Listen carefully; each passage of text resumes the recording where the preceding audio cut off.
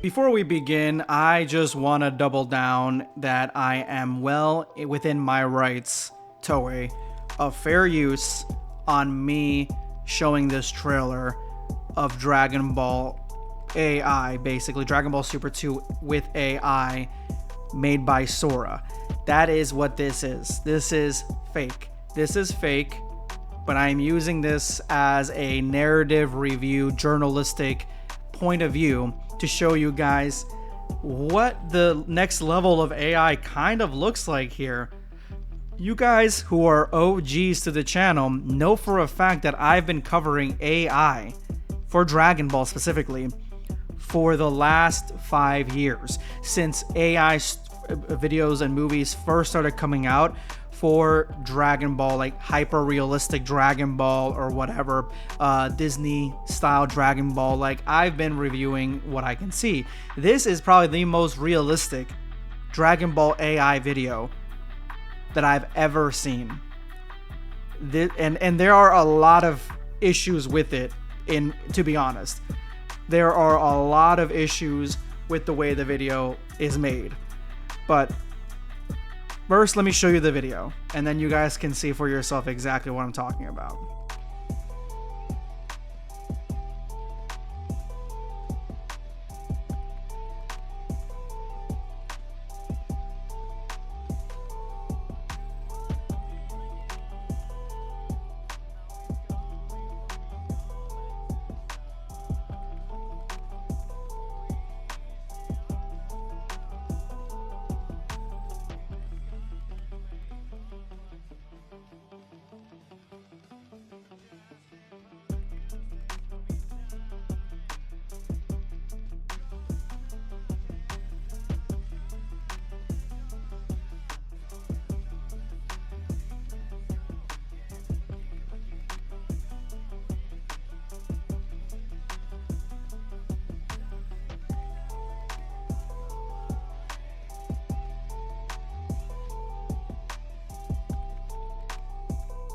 So the first thing that caught my eye is Black Frieza.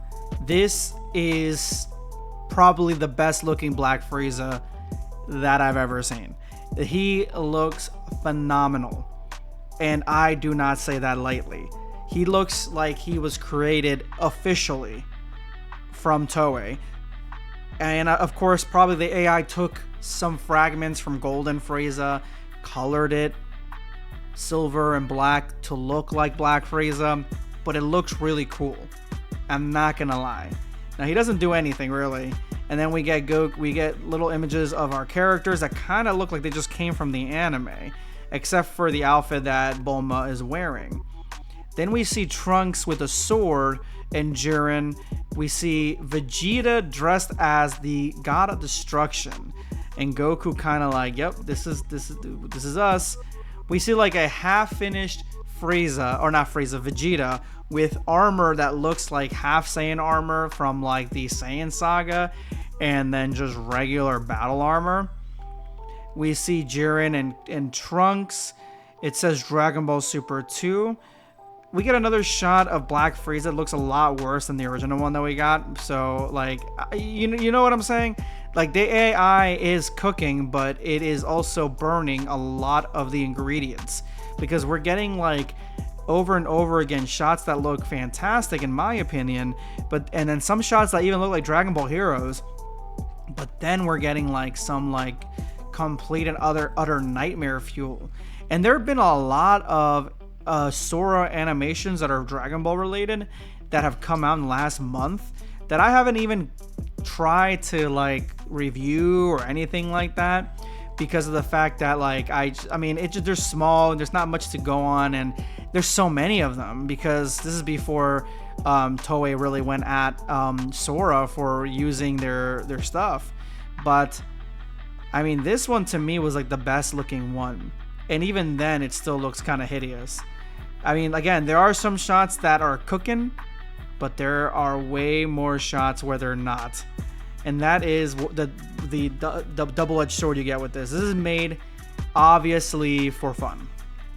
This is made, somebody made this, they put a prompt in. I'm actually curious to see what the prompt that they put in was originally.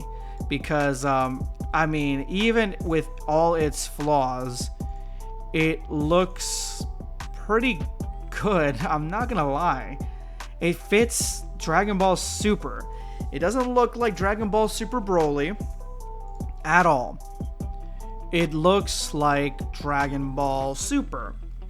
And in a lot of shots, it looks like just Dragon Ball Heroes.